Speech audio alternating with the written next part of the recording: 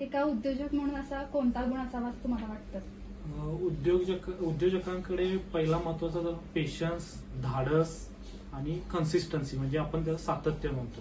कारण का ह्याच्यात कसे हार मानून चालत नाही उद्योजकांत. कारण का परिस्थिती कशी असो, म्हणजे कधी मंदी येईल कधी तेजी येईल, त्यात आपण सातत्याने आपली क्वालिटी, कारण का आत्ताच्या सध्याच्या मार्केटमध्ये तुम्हाला क्वालिटी आणि क्वालिटीचा रेट ह्या तुम्ही जेवढा बेस्ट द्याल तेवढा तुमचं मार्केट पुढे कॅप्चर होतं. तुम्ही आधी व्यवसाय स्टार्ट केला त्यानंतर तुम्हाला असा टर्निंग पॉईंट कोणता वाटतो त्यामध्ये?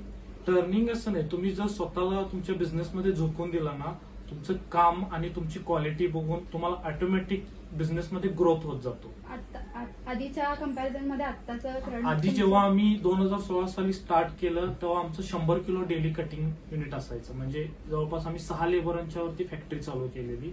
आता जवळपास डेली 1.5 टन कटिंग चालू आहे, 1500 kgचं कटिंग. म्हणजे जी प्रोडक्शन आम्ही जसं जसं पुढे डिमांड वाढत गेली तशी आम्ही प्रोडक्शन पुढे वाढवत गेलो. असं तुमचा भीती वगैरे शंका काही?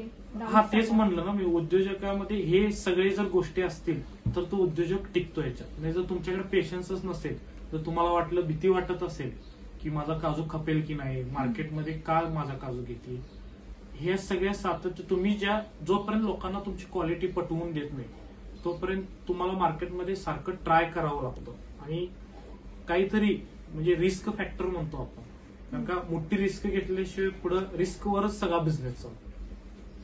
बाहेरचे तुम्ही एक्सपोर्ट करता